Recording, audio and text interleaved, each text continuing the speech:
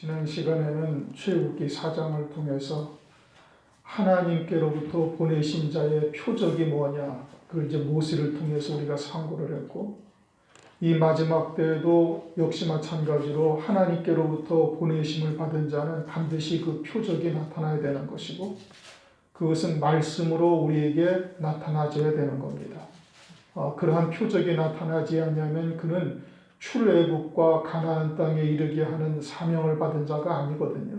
그러므로 이 마지막 때에도 모세처럼 우리에게 그러한 말씀의 표적이 딱 나타나져야 출애굽을 이루어 가나안 땅으로 인도하는 하나님의 종이다라는 것이 드러나게 되어지는 겁니다. 증명이 되는 것이죠. 이제 오늘은 이제 앞으로 10시간 동안 10번에 걸쳐서 9번에 걸쳐서 이제 출애굽의 10가지 이적과 재앙에 대해서 상고하려고 합니다. 출애굽의 10가지 이적과 재앙을 통해서 이스라엘 백성들이 애굽 땅에서 종살이를 하다가 430년 종살이를 하다가 벗어났어요. 애굽 땅에서 벗어나서 광야 생활을 하는데, 광야 생활에 그들이 몸은 애굽에서 빠져나왔지만 영적으로는 전혀 출애굽하지 아니한 그들의 모습을 우리에게 보여주셨어요. 그리고 60만 3,500명이 나왔는데 그 가운데 단 2명만 영적인 출애굽을 이룬 사람입니다. 여호수아와 칼렙. 나머지 20세 이상으로 60만 명이 다 광야에서 쓰러져 멸망당했어요. 원인은 뭐냐? 몸은 출애굽을 하였는데 영적으로는 전혀 출애굽이 되어지지 아니한 것을 그들을 그림자로 우리에게 계시해 주는 겁니다. 사도행전 7장을 가면은 그것을 광야 교회라 이렇게 말씀하셔요.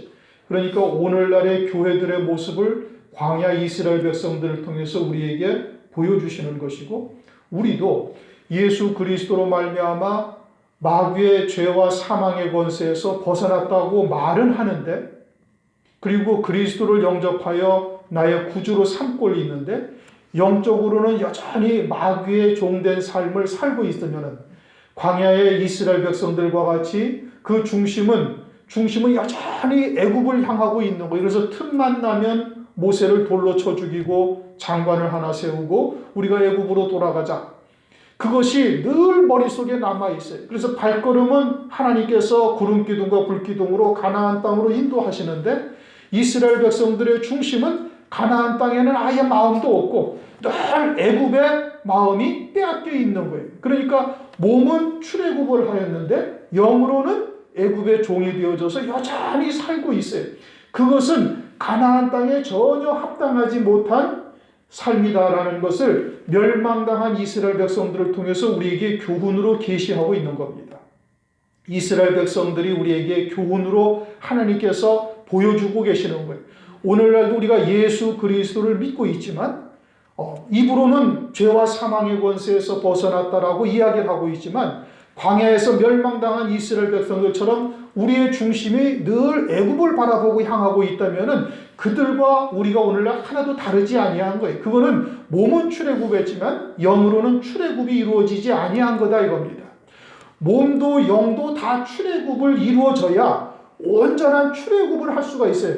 예수님이 누가복음에서 별세한다라고 이제 주님이 별세하실 때가 됐다. 또 베드로후서 1장 15절인가 어디를 보면은 사도 베드로가 이제 나의 떠날 기약이 이르렀다면서 그 떠나다 주님이 별세하다라는 단어가 뭐로 쓰였냐면 엑소더스라는 단어로 쓰였어요. 엑소더스라는 것은 출애굽이에요. 그러니까 우리가 지금 마귀의 권세로부터 벗어났다, 출애굽을 했다라고 본인들은 생각을 할지 모르지만 영적으로 출애굽이 이루어지지 아니한 자는 온전한 엑소더스, 출애굽은 있을 수가 없어요. 그건 아니 되는 겁니다. 그러니까 우리가 지금 몸은 마귀의 권세로부터 벗어났다고 입술로는 외치고 있는데 그런데 영적으로 온전한 출애굽이 이루어지지 아니하면 온전한 출애굽, 참된 출애굽, 주님이 말씀하시는 엑소더스, 사도 베드로가 말하는 그 엑소더스는 우리에게 영원히 이루어지지 아니하는 거예요.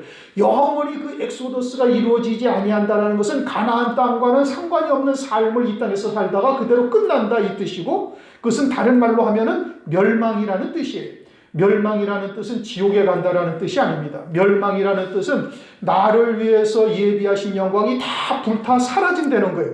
그래서 가나안 땅은 한 발자국도 들어가지 못하고 하나님이 주신 기업은 하나도 누리지 못하는 자가 되는 거예요. 그러니 고린도전서 3장에서 불 가운데 불구덩이에서 겨우 생명만 구원받은 자와 같은 음부에 처해질 이와 같은 신앙생활을 하다 끝난다 이겁니다. 그러니까 이스라엘 백성들에게 향하신 이 출애굽의 역사가 무엇인지 우리가 바르게 깨달아야 되는 것이고, 이 피개구리, 이 팔이 피개이파 또는 생도, 우매흑장으로 이어지는 장자의 죽음까지 이 10가지의 이정의 역사, 이적과 재앙의 역사가 오늘날 우리에게 영적으로 이루어져야 되는 거예요. 그것이 이루어지지 아니하면 그것은 입술로는 예수 믿고 죄사함 받고 구원받았다고 말할 수 있을지 모르지만 영적으로는 여전히 애굽의 종이 되어져서 살고 있는 것이고, 그러한 신앙은 광야에서 멸망당하며 가나안 땅에는 한 발자국도 들여놓지 못한다는 것을 이스라엘 백성들을 통해서 우리에게 보여주고 있는 겁니다. 그러면 이제 오늘 첫 번째, 피로서 나타나는 이적, 이것이 과연 내게 이루어졌는가? 지금 17절을 보면 17절을 다시 한번 이렇게 읽어보십시다. 여호와가 이같이 이르노니 네가 이로 인하여 나를 여호와인 줄 알리라. 뭘로 인해서 여호와인 줄 알리라? 볼지어다 내가 내 손의 지팡이로 하수를 치면 그것이 피로 변하고, 그것이 피로 변한다는 거예요. 하수를 치면 피로 변하는데 그 피로 변하는 역사를 통해서 그것이 하나님인 줄 알라 이겁니다. 뭐가? 그렇게 모세로 증거하는 말씀이 하나님인 줄로 알라 이 뜻이에요. 요한계시록도 한번 다시 보십시다. 요한계시록 11장 6절 저희가 권세를 가지고 하늘을 닫아 그 예언하는 날 동안 비 오지 못하게 하고 또 권세를 가지고 물이 변하여 피 되게 하고 아무 때든지 원하는 대로 여러 가지 재앙으로 땅을 치르도다. 환난 날에 두 증인들이 물을 변하여 뭐가 되게? 피가 되게 하는 거예요. 물을 변하여 피가 되게 하는 역사가 이제 마지막 때 두 증인을 통해서 1260일 동안 벌어지게 되는 거예요. 그것은 오늘날도 이루어지고 있어요. 오늘날도 그와 같은 상황을 통해서 우리에게 영적으로 이루어지고 있으니까 그것을 보라 이겁니다. 이것은 육신의 눈으로 보는 것이 아니라 어떤 눈으로 봐요? 영적인 눈으로 보는 거예요. 영 안이 열린 자는 물이 피가 되게 하는 역사가 나타나고 하수에 물고기가 죽고 거기에서 애굽 사람들에게는 악취지만 우리에게는 생명의 향기예요. 똑같은 현상인데 애굽 사람들에게서는 그것이 악취가 나요. 사망의 냄새가 나지만 우리에게는 생명의 향기가 나는 이와 같은 역사를 보면은, 그러면은 뭔 줄 알라? 이 말씀이 모세로 증거하는 말씀이, 모세와 같은 보낸 자로 증거하는 말씀이 하나님의 말씀이요 하나님이 내게 지금 역사하고 있다라는 것을 깨달으라 이 뜻인 겁니다. 그러면 어떻게 해야 돼? 그러면 출애굽을 해야 되는 거예요. 그런데 우리는 그러한 출애굽이 이루어지지 않냐고 또 미적거리고 나가니까 이제는 개구리 또는 이 파리와 같은 재앙으로까지 이제 이어지게 되는 겁니다. 그러니까 지혜로운 자는 첫 번째 이적을 통해서 딱 출애굽을 할 수가 있고, 어떤 사람은 10가지까지 다 가도 출애굽을 못하는 심령도 있어요. 이제 또 한 가지 우리가 착각하면은, 듣고 알면은 그것이 믿음이라고 생각하면 오산입니다. 듣고 아는 것은 지식이고, 물론 하나님의 말씀이 무엇인지 진리가 무엇인지 먼저 듣고 알아야 돼요. 그러나 그 말씀이 내게 생명이 되고 내게 믿음으로 자리 잡았다라는 것과는, 듣고 아는 것과는 하늘과 땅 차이예요. 듣고 아는 것을 믿음으로 알고 있으면 출애굽은 영원히 그냥 남의 일로 끝나버리는 겁니다. 그것이 내게 이루어져야, 그것이 내게 생명이 되어져야 내가 출애굽을 이루는 거예요. 그러니까 지혜로운 사람은 듣고 피와 같은 역사가 있을 때 바로 출애굽을 할 수가 있고, 그것이 아니 되는 사람은 이제 개구리 재앙으로 이 팔이 생축이 죽고 독종이 나고 우박이 내리고 해서 장자의 죽음까지 이어지는 재앙을 겪고서야, 그때서야 출애굽을 하는 사람도 있고, 그렇게 되어져도 출애굽을 못하는 심령들이 또 있는 거예요. 믿음은 각자가 다 다른 겁니다. 그러니까 우리가 하나님의 말씀을 통해서 첫 번째 이적을 통해서 딱 출애굽을 이루는 자가 되어지면은 그게 지혜로운 자죠. 광야 40년 동안 왔다 갔다 할 이유가 없어요. 지름길로 가면 열리면 갈 수 있는 길인데 그것을 40년 동안 돌아다니게 하시는 역사가 우리에게 또다시 반복된다면 그게 이제 미련하다 이겁니다. 지혜롭지 못하다 이런 뜻이에요. 서론하다가 벌써 10분이 지났는데 이제 14절 여호와께서 모세에게 이르시되 바로의 마음이 완강하여 백성 보내기를 거절하는도다. 7장 3절을 보시면은 내가 바로의 마음을 강팍하게 하고 나의 표징과 나의 이적을 애굽 땅에 많이 행하리라. 하나님께서 강팍하게 하신 거예요. 왜요? 그를 통해서 살아계신 하나님의 역사를 나타내고자 하십니다 이겁니다. 로마서 9장 18절 그런즉 하나님께서 하고자 하시는 자를 긍휼히 여기시고 하고자 하시는 자를 강팍해 하시느니라. 이게 바로의 마음을 누가 강팍해 하셨어요? 하나님이. 왜요? 하나님의 10가지의 이적을 통해서 온전한 출애굽의 역사가 무엇인지를 우리에게 깨닫게 하시기 위해서 그러는 거예요. 그러면 이것은 실제 교회 안에서 있을 수 있는 일이고 교회와 세상과의 관계에서도 있을 수 있는 일이고 중요한 것은 그것보다 더 중요한 것은 내 안에서 이루어지는 역사예요. 내 안에서 바로가 누군지 내 안에서 출애굽하고자 하는 나를 기어이 주저앉히고 하는 역사가 무엇이냐 이거를 깨닫는 게 중요한 거예요. 그럼 내 안에서 바로 왕처럼 계속해서 하나님의 뜻을 쫓아 가나안 땅으로 가고자 하는 나를 끌어안히고 주저앉히고 하나님을 대적하는 역사가 뭐냐? 내 육신의 소욕들입니다. 갈라디아서 5장 16절 보면 육체의 소욕은 성령을 거스리고 성령의 소욕은 육체를 거스르게. 사탄은 멀리 있는 게 아니고 내 안에 있는 거예요. 무엇을 통해서 나에게 역사해? 내 육체를 통해서 나에게 계속 하나님께 가고자 하는 나를 반대하고 회방하고 주저앉히고 하는 역사를 육체가 한다 이 뜻인 겁니다. 그러니까 이것을 역사적인 사실로 볼 것이 아니라 하나님께서 그것을 성경에 기록하시고 오늘날 우리들에게 읽게 하시는 이유는 내 안에서 영적으로 이와 같이 바로 왕이 존재하고 있고 그것이 하나님께로 향하는 내 마음을 자꾸 짓누르고 또 회방하고 방해하는 역사가 있음을 볼 수가 있어야 되는 거예요. 그래서 15절 너는 아침에 바로에게로 가라. 그가 물로 나오리니. 바로가 뭘로 나온다고요?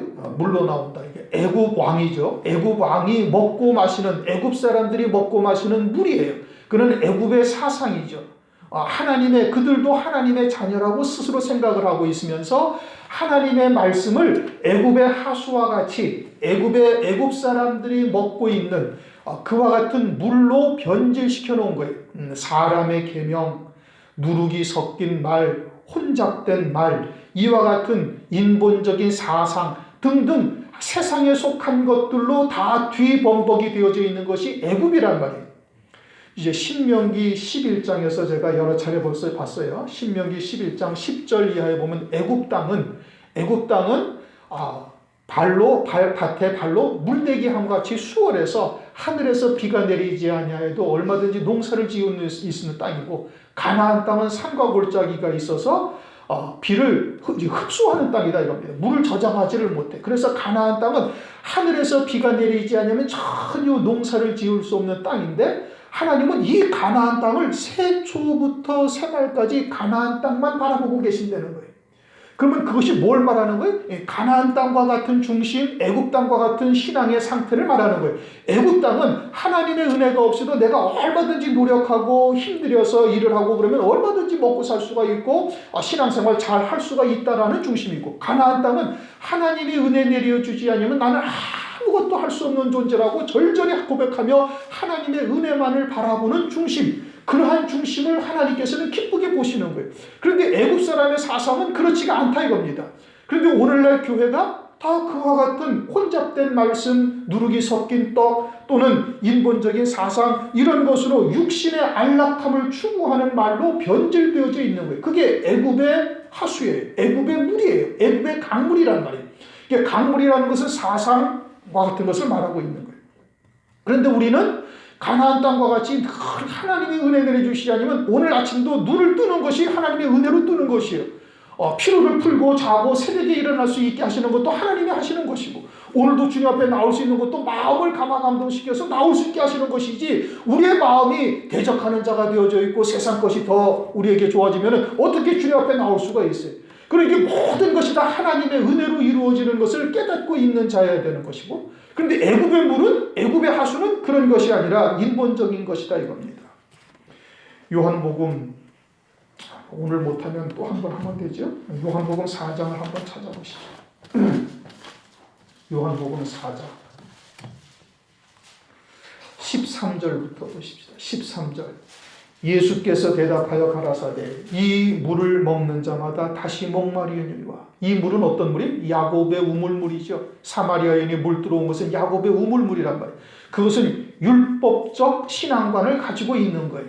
지켜 행하면은 복을 받고, 세상에서 머리 되고 꼬리 되지 아니하는 세상의 것을 충족시켜주고 자기의 의, 사람의 의로 살고자 하는 이와 같은 물은 늘 갈급해진다 이겁니다. 세상 것이 우리에게 채워질 수가 있어요? 안 된다는 거예요. 그런데 14절, 내가 주는 물은 먹는 자는 영원히 목마르지 아니하리니 나의 주는 물은 그 속에서 영생하도록 솟아나는 샘물이 되리라. 하늘에 속한 영광을 입게 하시는 그와 같은 영생의 말씀은 하늘나라에서도 영원히 충족되어지는 그와 같은 말씀입니다. 하늘에서도 기쁨이 충만해져서 달마다 열매가 맺히는 그와 같은 영생의 말씀이 되어지니 그것은 영원히 목마르지 아니하는 생수가 된다 이겁니다. 그러면 하나님의 백성들이 어떠한 물을 먹어야 돼? 애굽의 하수를 먹어야 돼요? 주님이 주시는 물을 먹어야 돼? 당연히 주님이 주시는 생수와 같은 말씀을 먹어야 되는 거예요. 그런데 하나님의 백성이 어떤 물을 먹고 있어요? 애굽의 하수를 먹고 있단 말이에요. 우리의 육체는 육신적으로 편안하고 육신적으로 안락하고 좀 세상에서 복도 받고 세상에서 존귀와 영광을 누리는 이와 같은 인본적이고 사람의 계명 누룩이 섞인 떡이 훨씬 더 호소력이 있고 입에 달다 이겁니다. 그러니까 우리의 육체는 뭐를 좋아해? 그와 같은 말을 좋아하는 거예요. 그러나 우리의 영은 영생하도록 솟아나는 샘물을 먹어야 가람이 없어지는 것인데, 그런데 일반적으로 다 뭐를 먹고 있어요? 애굽의 하수를 먹고 있다 이겁니다. 누룩이 섞인 떡을. 너는 하숫가에 서서 그를 맞으며 누구를 맞으라? 그런 육체의 소욕을 당당하게 맞서라 이겁니다. 야고보서 4장 7절, 마귀를 대적하라. 그리하면 너희를 피하리라. 나를 세상 속으로 빠뜨리려는 육신의 소욕들과 우리 담대히 맞서야 되는 거예요. 그런 것이 우리에게 생각날 때마다 하나님의 말씀으로 그것을 물리칠 수 있는 자가 되어야 되는 거예요. 주님이 가르쳐주신 기도를 한다든지 또 기타 등등의 여러 가지 하나님께서 내게 주신 말씀, 오늘 주신 말씀, 새벽에 주신 말씀, 이러한 말씀으로 항상 묵상하며 살아갈 때 그런 마귀의 소욕, 육신의 소욕들을 물리쳐 나갈 수가 있다 이겁니다. 너는 하숫가에 서서 그를 맞으며 피하라는 게 아니에요. 육신의 소욕들을 당당하게 성령으로 사는 사람은 대적하며 나갈 때 마귀가 피하게 되는 것이죠. 악한 생각, 세상으로 나를 끌이드는 생각 등등이 들 때 하나님의 말씀으로 대적해야 돼요. 그러기 위해서 말씀이 내 안에 있어야 되는 거예요. 그러니까 어떤 관념적인 하나님, 추상적인 하나님, 그렇게 말씀을 안 보면은 하나님을 알 수가 없는 거예요. 설교 말씀을 들어서 하나님을 안다? 아니요. 그것은 하나님의 뜻을 제게 주신 은혜대로 열어주시는 것일 뿐이지, 말씀은 여러분들이 하나님의 말씀을 보고 하나님의 말씀이 여러분들에게 생명이 되어져야 되는 거예요. 그러니까 설교를 듣고 말씀을 통해서 깨닫게 되어지면 들어가서 다시 하나님의 말씀을 읽어야 된다니까요. 학교 다닐 때도 공부 잘하는 사람은 반드시 예습을 하고 뭘 해요? 복습을 하는 거예요. 마찬가지로 오늘 설교 듣고 그냥 휙 나가면 여러분 요 계단 반도 못 올라가서 다 잊어버려요. 진짜인지 거짓말인지 한번 여러분 보셔요. 집에 가서 가만히 생각하면 오늘 설교를 내가 듣기는 들었는데 뭔 얘기를 했더라? 출애굽기? 맞아. 어디지? 글쎄. 이제 이러면서 생각도 하나도 안 나는 거예요. 그래서 이제 주보에다가 지금 기록을 해놓죠. 그러니까 그런 것을 보면서 다시 한번 말씀을 되새기고, 오늘 말씀의 요지가 뭐였다. 최소한도 그거 정도는 기억하고 있어야 되는 거예요. 일주일 동안 그 말씀이 나를 주장할 수가 있어야 되는 거예요. 그러기 위해서 어떻게? 다시 하나님의 말씀을 보는 거예요. 오늘 출애굽기 14장부터지? 14장부터가 뭐였더라? 한번 읽어보고 또 다음날 또 다시 한번 읽어보고, 그렇게 해서 그 주간에 주셨던 하나님의 말씀이 내게 완전히 소화가 딱 되어져야, 그래야 마귀를 대적할 수가 있는 거예요. 그런 악한 생각이 날 때 하나님의 말씀을, 아, 이게 육신의 소욕이로구나, 이것이 나를 세상으로 다시 이끌려 하는 것이로구나 라고 생각을 하고 그것을 물리칠 수가 있는 것이지, 그냥 추상적인 관념적인 하나님, 좋으신 하나님, 복 주시는 하나님, 그저 잘되게 하시는 하나님, 병 낫게 하시는 하나님, 이런 식으로만 알고 있으면 절대 마귀를 대적할 수도 없고 마귀의 계획에 그냥 넘어지는 거예요. 아멘이죠. 그렇죠. 그렇게 돼야 되는 거예요. 그래서 너는 하숫가에 서서 누구를 맞아라? 너를 세상으로 잡아 끌고자 하는 그 생각들, 소욕들, 마귀의 역사, 이런 것을 대적하라 이겁니다. 그러면서 그 뭘로? 그 뱀 되었던 지팡이를 손에 잡고, 이건 이제 지난 시간에 우리가 4장에서 한 번 뱀이 되었어요. 출애굽기 4장에서 한 번 뱀이 되었죠. 모세가 지팡이를 네 손에 든 것이 뭐냐? 지팡이입니다. 그걸 땅에 던지라 하니까 그것이 뱀이 됐고, 그것을 꼬리를 딱 잡았어요. 그리고서는 또 한 번 뱀이 됐어요. 어디? 출애굽기 7장. 이건 상고를 안 했는데, 7장 6절부터 보면은, 8절부터 보면은 바로 왕 앞에서 모세가 지팡이를 딱 던지니까 또 뱀이 돼요. 자, 우선 이제 요점부터 말씀을 드립니다. 뭘 가지고서 지금 하수를 치라고 얘기하는 거예요? 바로를 맞서고 하수를 치라는 거예요? 두 번 뱀이 되었던 지팡이예요. 출애굽기 4장에서 한 번 뱀이 되었고, 바로 왕 앞에서 또 한 번 뱀이 된 거예요. 그러면 첫 번째 뱀이 된 것을 하나님께서 꼬리를 잡으니까 지팡이가 되어졌어요. 그래가지고 그 지팡이를 가지고 모세가 내려가는 겁니다.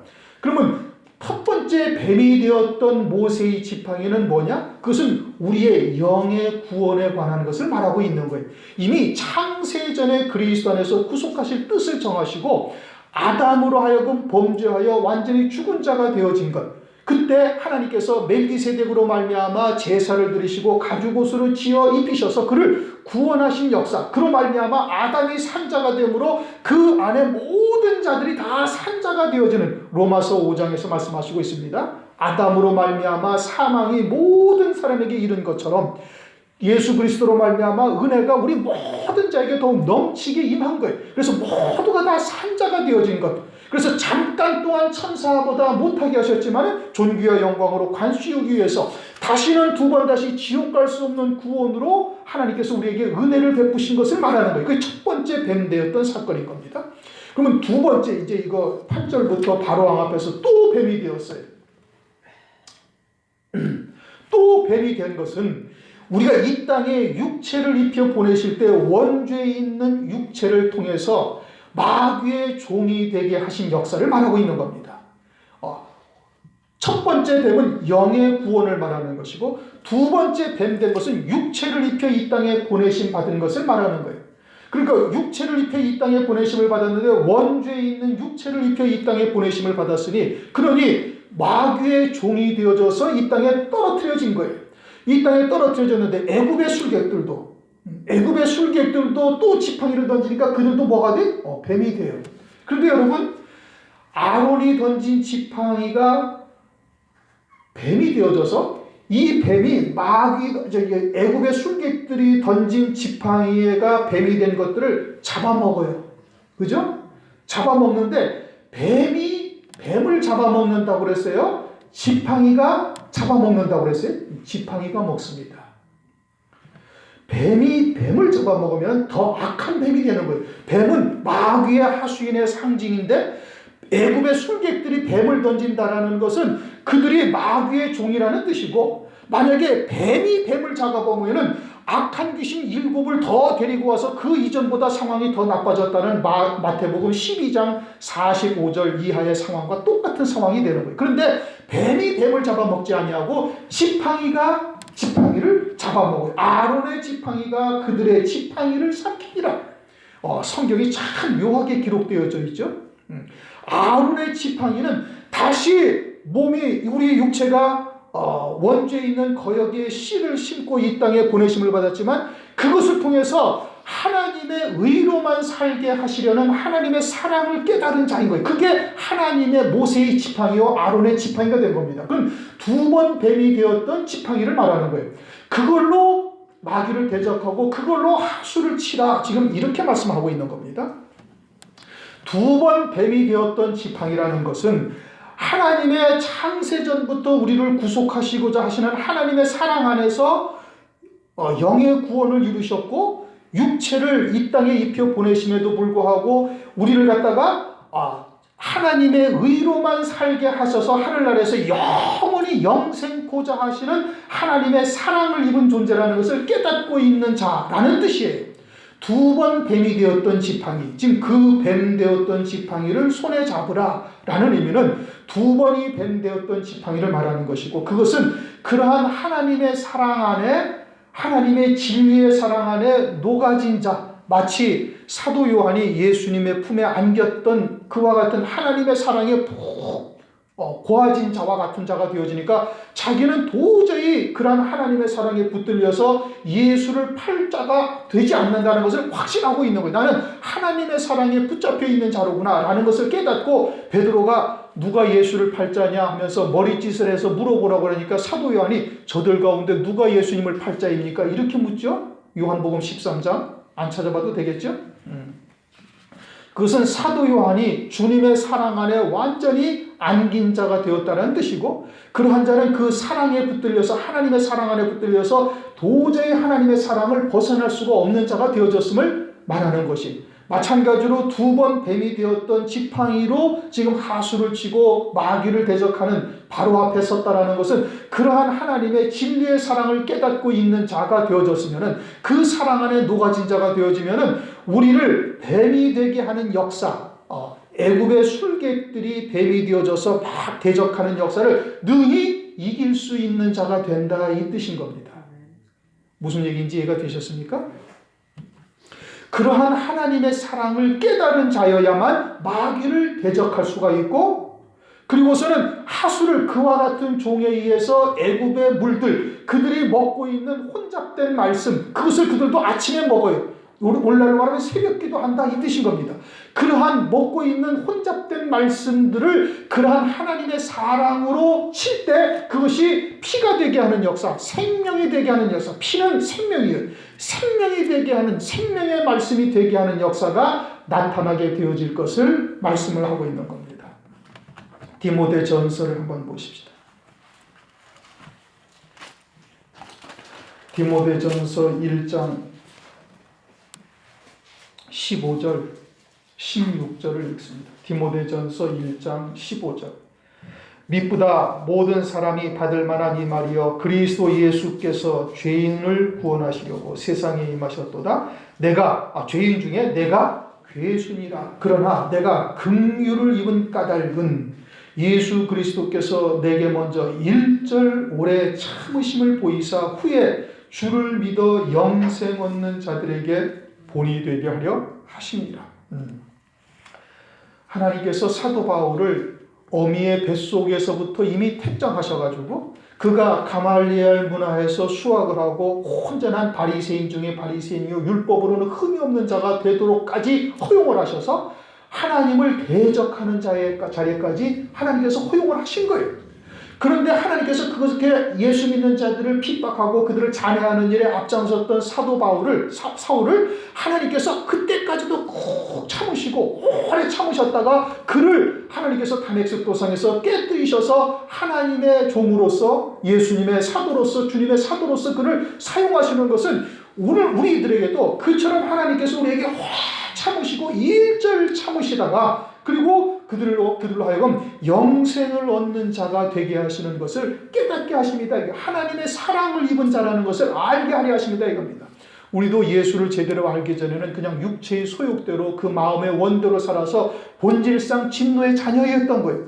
예수를 믿으면서도 하나님을 대적하는 자리에 서슴없이 섰다는 거예요. 그냥 자기의 얕은 신앙으로 이것이 하나님의 뜻이라 하면서 하나님의 말씀을 방해하고 회방하고 진리를 쫓는 자들을 대적했던 일들도 있다 이겁니다. 그런데도 하나님께서 그때 즉각 우리를 보호하시고 죄대로 벌하신 것이 아니라 오래 참으셨다가 오늘날 우리들로 하여금 이와 같은 말씀을 듣고 하나님의 사랑을 알게 하시는 거예요. 그렇게 대적하고 망나니처럼 살았던 우리들이요, 사도 바울처럼 죄인 중에 괴수는 우리는 사도 바울이 아니라 우리가 죄인 중에 괴수였는데 그러한 우리들에게 이 어마어마한 영광을 갖다가 예비해 놓으시고 그 영광에 이르는 길로 우리를 이끌어 가시는 것이 다 뭐예요? 하나님의 사랑이죠. 그러한 하나님의 사랑을 온전히 깨달은 자가 되어져야 마귀를 대적할 수가 있는 것이고 그와 같은 종들이 되어져야 하수를 칠 때 그것이 피가 되게 하는 역사, 애굽의 하수, 사람의 계명으로 살고 있는 그들의 말씀을 온전한 생명을 살리는 말씀, 영생에 이르게 하는 말씀으로 되게 하시는 역사가 그들을 통해서 이루어진다 이겁니다. 무슨 얘기인지 좀 이해가 되셔요? 16절 그에게 이르기를 히브리 사람의 하나님. 자, 그에게 이른다. 누가? 모세가. 모세의 신분은 뭐예요?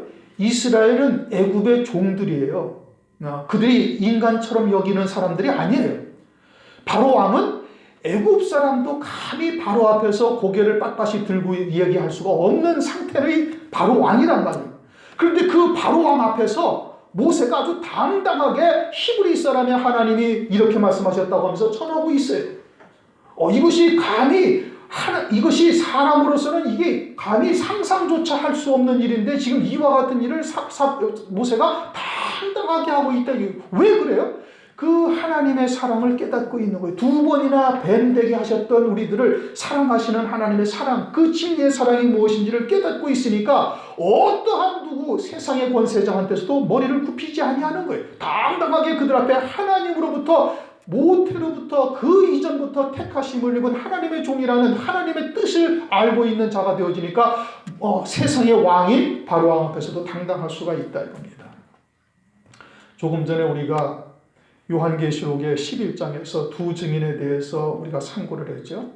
장차 적그리스도가 등장하게 되어지면은 적그리스도의 권세가 마치 바로 왕과 같고 또 두 증인은 마치 모세와 같은 신분의 자리에 있는 것과 다를 바가 없어요. 그런데 이 두 증인이 아주 당당하게 저 녀석이 짐승이요 적그리스도요 짐승표를 받는 자는 멸망이요 주님은 곧 이제 진짜 주님이 재림을 하신다고 이제 막 외치며 돌아다닐 때 그럴 때 이 모세와 같이 하나님의 사랑을 온전히 깨달은 자, 환난을 통해서 이루실 하나님의 이러한 온전한 사랑을 깨달은 자여야 그와 같이 당당하게 외칠 수가 있고 그러한 자여야 예수의 증거와 하나님의 말씀을 위하여 목배임 받는 자리에서도 비굴하게 구차하게 목숨을 연연해하며 굴지 아니하게 된다. 그것을 말씀하고 있는 겁니다. 어떻게 이스라엘 종의 신분인 모세가 바로 왕 앞에서 자기의 상전 국가의 왕 앞에서 어떻게 이렇게 당당하게 외칠 수가 있는가? 그것은 하나님이 사랑하시는 그 사랑이 무엇인지를 깨닫고 그 사랑을 입은 자가 되어지니까 이렇게 당당한 거예요.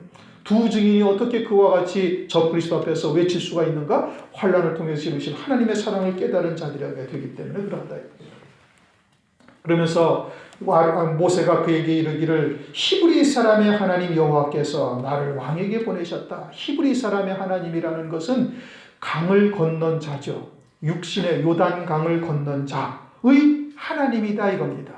오늘날은 하나님께서 뭐라고 그것을 이제 다른 말로 신약 성경에서는 뭐라고 말씀하시는 거 아니? 마태복음 22장에 아브라함의 하나님, 이삭의 하나님, 야곱의 하나님이로라. 그러면서 나는 산자의 하나님이다. 이렇게 말씀하시요. 히브리인의 하나님이 신약 성경에 와서는 산자의 하나님이 된 거예요. 히브리인의 하나님이라는 것이 뭐라고요?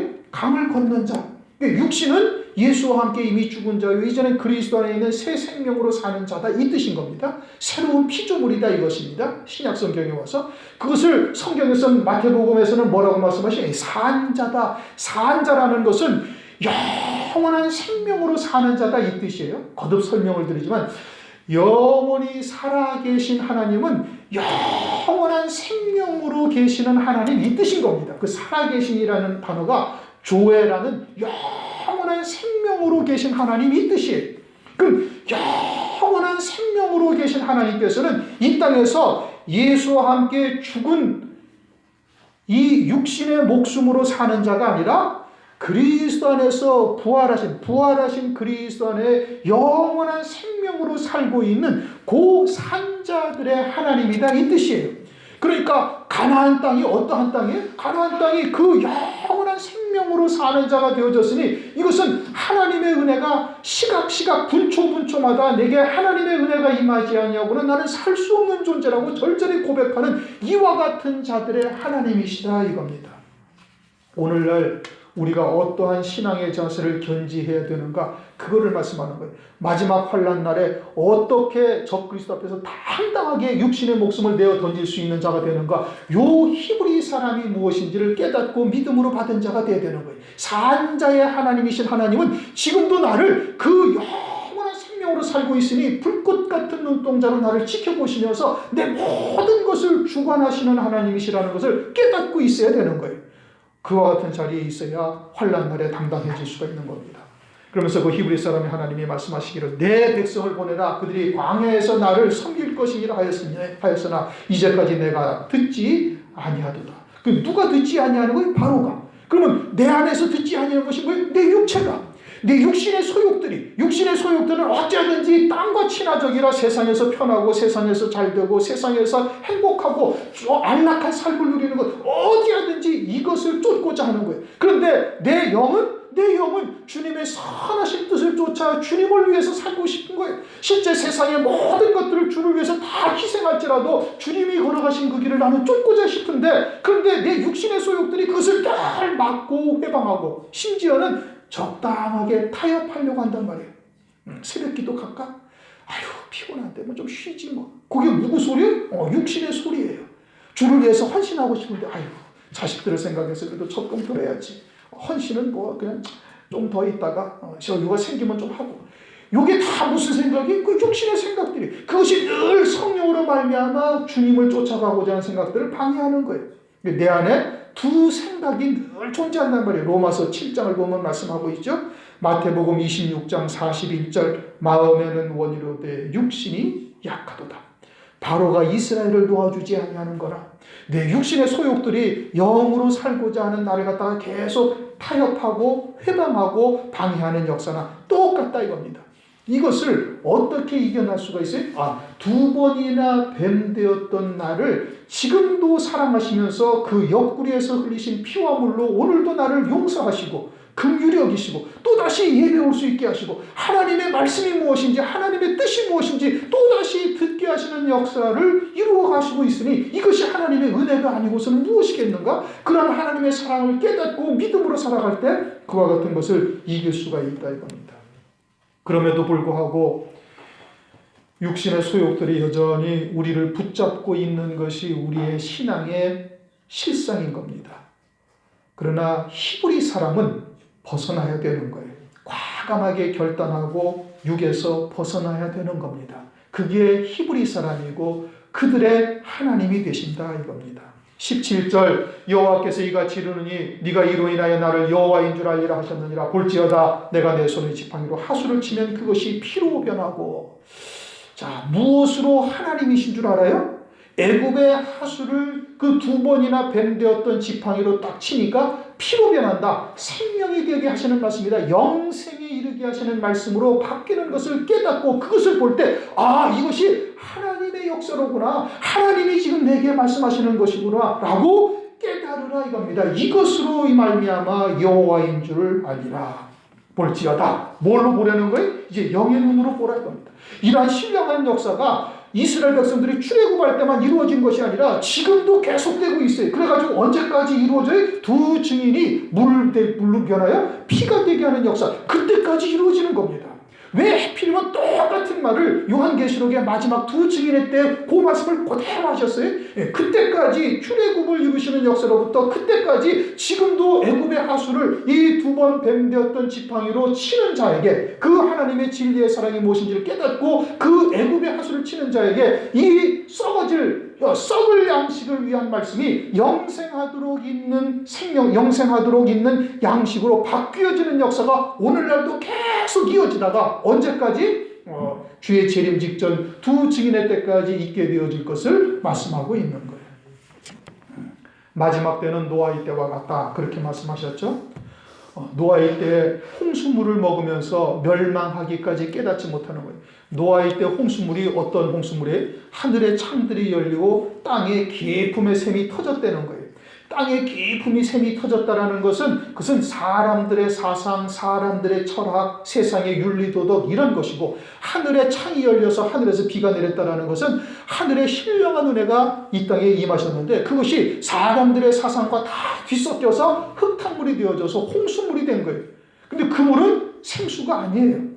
그것은 사람의 계명으로 바뀌어진, 즉 철학이나 윤리도덕과 같은 말로 바뀌어진 것이, 그런 말을 먹으면서, 그러한 말씀을, 그러한 물을 먹으면서 멸망하기까지 깨닫지 못하는 것이 노아의 때와 같다라는 말씀이고, 마지막 때가 그러하는 것이고, 또 롯의 때와 같다는 것은 그저 하나님께서 베풀어 주신 은혜로 그저 육신의 일락으로 다 바뀌어서 살고 있는 거예요. 영적인 음행이다 이겁니다. 하나님께서는 하늘의 신령한 영생의 복을 우리에게 주시려고 은혜를 베풀어 주셨는데, 물질도 또는 건강도 여러 가지의 환경도 하나님께서 그것으로 영생을 누리는 자 되게 하시기 위해서 우리에게 주신 거예요. 그런데 그것으로 자신의 육신의 일락으로 살고 있다면 그건 영적으로 간음하고 있는 거예요. 간음하는 여자들이여, 세상과 법 때문에 하나님과 원수임을 알지 못하느냐. 그러므로 오늘날 이 마지막 때에 모세와 같이 2번 뱀되었던 지팡이를 짚고 그 지팡이로 애굽의 하수를 치면은 어떠한 역사가 나타나요? 피가 되게 하는 역사, 영원한 생명을 살리는 영생토록 있을 양식으로 하나님의 말씀이 바뀌어지는 역사를 보면 이것이 무엇인 줄 알라? 하나님의 역사인 줄 알라 이겁니다. 벌써 12시간 넘었는데 그것으로 인해서 뭐가 죽어요? 조금 더 하죠. 하수의 고기가 죽습니다. 그렇죠? 하수의 고기가 죽는다. 18절 하수의 고기가 죽는다. 하수라는 것은 애굽의 하수죠. 그러니까 죄악을 물 마시듯 하며 먹고 사는 물고기. 욥기서 15장 16절 말씀처럼 죄악을 물 마시듯 하며 먹고 사는 하수의 고기가 죽는다는 거예요. 무엇으로 인해서?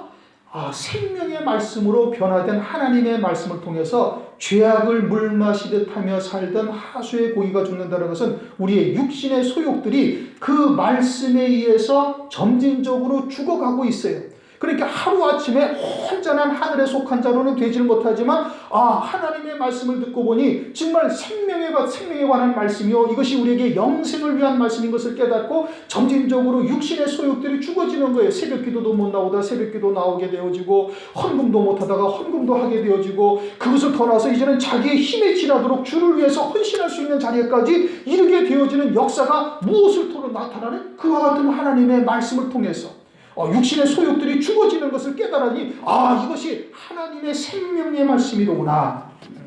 살리는 것은 영이요 육은 무익하니라. 하나님의 말씀이 살리는 것은 영이라.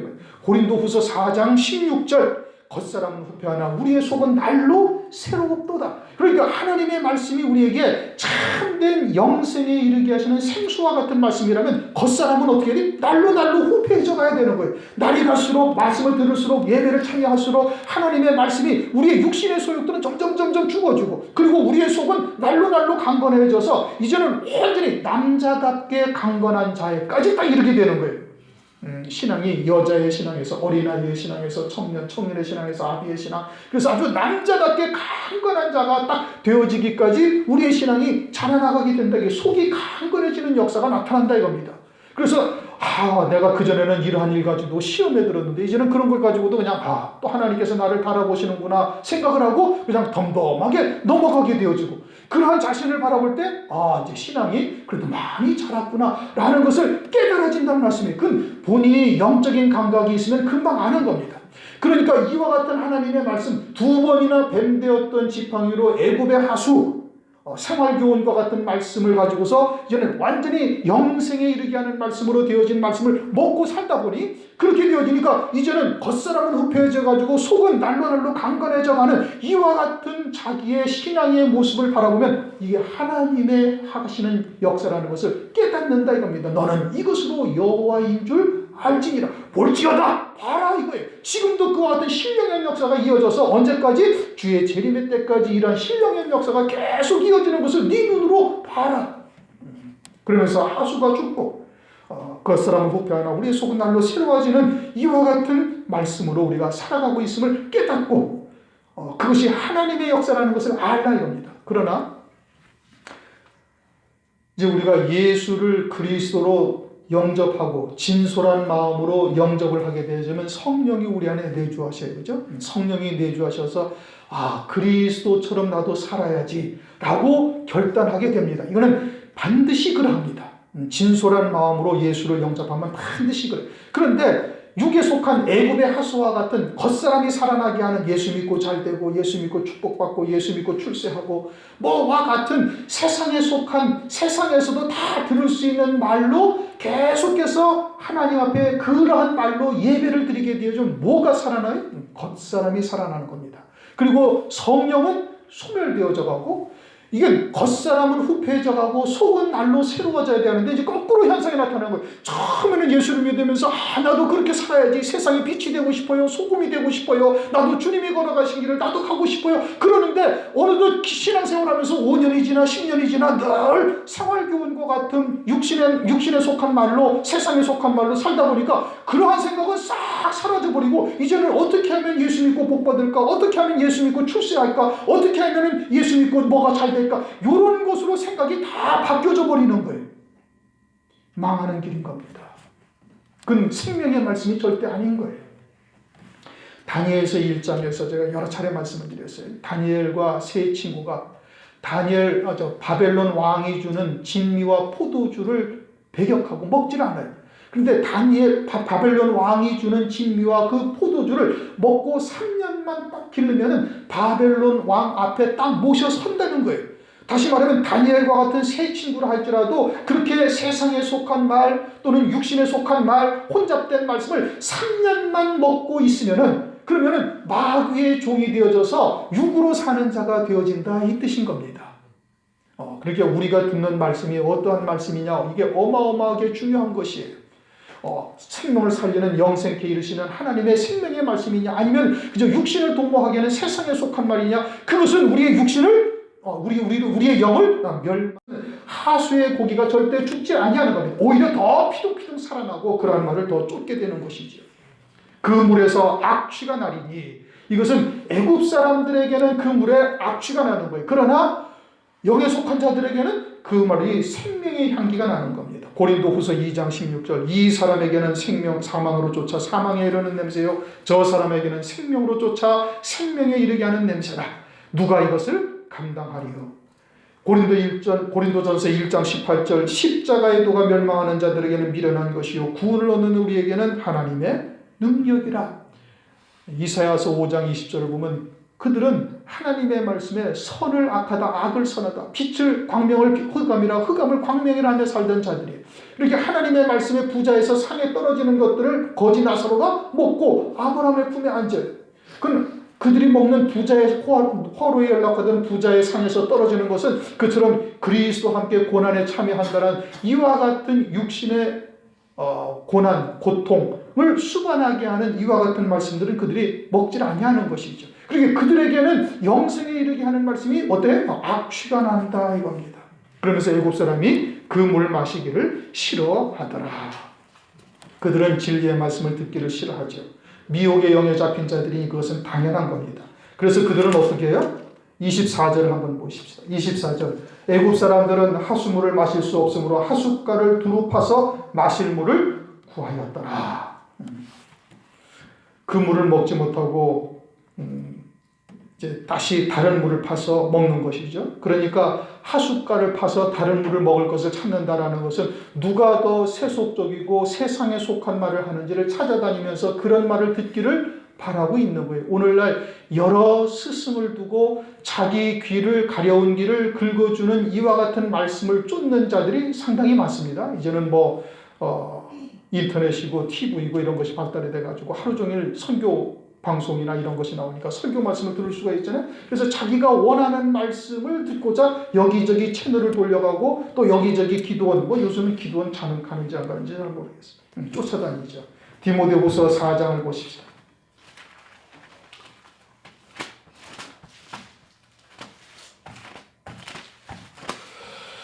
디모데후서 4장 3절 4절, 때가 이르리니 사람이 바른 교훈을 받지 아니하며 귀가 가려워서 자기 사욕을 쫓을 스승을 많이 두고 또 그 귀를 진리에서 돌이켜 헛한한 이야기를 쫓으리라. 생명을 살리는 말씀은 육신이 당연히 싫어하는 겁니다. 그러니까 육에 속한 자들은 이와 같이 스승들을 많이 두고 자기의 사욕을 쫓을 곳을 찾아다니면서 그러한 말씀 듣기를 원하는 거예요. 그저 복 주는 말씀, 그리고 잘되게 하는 말씀, 이런 것을 쫓는다. 육신이 싫어하는 것을 보고 우리는 생명의 말씀이라는 것을 깨달아야 할 터인데, 그런데 육으로 사는 자들은 오히려 그런 것을 쫓게 되는 것이죠. 시간이 벌써 많이 돼가지고 그 다음은 다음 시간에 하도록 하겠습니다. 벌써 12시 10분이 됐어요. 두 번 뱀되었던 지팡이로 하수를 치면 피가 된다. 오늘날 혼잡된 말씀들로 변질된 하나님의 말씀이 영생에 이르게 하는 생명의 말씀이 되게 하는 역사를 말하는 겁니다. 그것은 하나님의 사랑이 무엇인지를 온전히 깨달은 자들에 의해서, 하나님의 보내심을 받은 종들에 의해서 그와 같이 되게 하는 것이고, 그것으로 하나님이 살아계신 것, 이것이 하나님의 역사라는 것을 깨달으라 이겁니다. 그것이 영안이 열린 자들은 볼 수가 있다고 말씀하고 있고, 그것이 내게 이루어져서 역사하사 우리의 육체의 소욕들을 애굽의 하수에 물고기가 죽듯이 육체의 소욕들을 죽여가는 역사를 통해서 우리가 알 수가 있는 거예요. 그러면서 점진적으로 우리가 성화의 과정을 이루어갈 수가 있음을 말씀하고 있는 것이죠.